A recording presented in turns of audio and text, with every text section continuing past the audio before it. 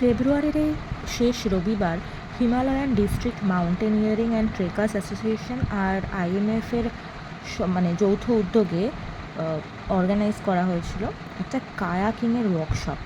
সকাল সকাল হাওড়া স্টেশনে পৌঁছে গিয়ে প্রিয়াঙ্কাদি, ঈশানী, শ্রীর সঙ্গে দেখা করে ওখান থেকে পৌঁছে গেলাম ওদের অফিসে।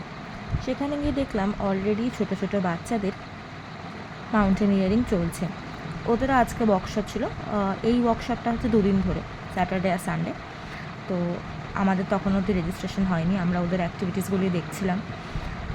তারপরে আমরা ওখান থেকে গরম গরম লুচি তরকারি ব্রেকফাস্ট সেরে 300 টাকা করে রেজিস্ট্রেশন ফিস লেগেছিলো। সেই রেজিস্ট্রেশন করে নিয়ে এই মার্কটা গ্রিন রিবন এটা একে অন্যের হাতে বেঁধে দিয়ে আমরা চললাম একদম যে স্টার্টিং পয়েন্ট সেখানে। যে যার মতন ড্রেস ফ্রেস চেঞ্জ করে নিই, চেঞ্জিং রুম, ওয়াশরুম সব কিছুই খুব ভালো ব্যবস্থা ছিল।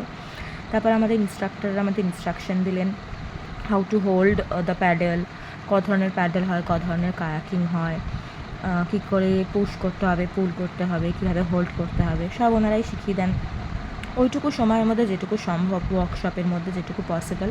শুরুতে আমরা মোটামুটি 15-20 জন থাকলেও শেষের দিকে প্রায় মোটামুটি 30-35 জন তো চলেই এসেছিলো। একদম 6 বছর থেকে 60 বছর পর্যন্ত অনেকেই এখানে ছিল। প্রচণ্ড ইন্সপায়ারিং ব্যাপারটা। তো এই করে আমাদের প্রায় 1 ঘন্টা মতো আমরা জলে ছিলাম। আমরা ব্যাকওয়ার্ড ফরওয়ার্ড পুরোটাই নিজেরাই কন্ট্রোল করেছি। আমার সঙ্গে যে দাদা ছিলেন উনি খুব সহযোগিতা করেছেন। এরপর আমরা সেরে ফেলি লাঞ্চ করে তাড়াহুড়ো করেই বেরিয়ে যেতে হয়, একটু দরকার থাকার।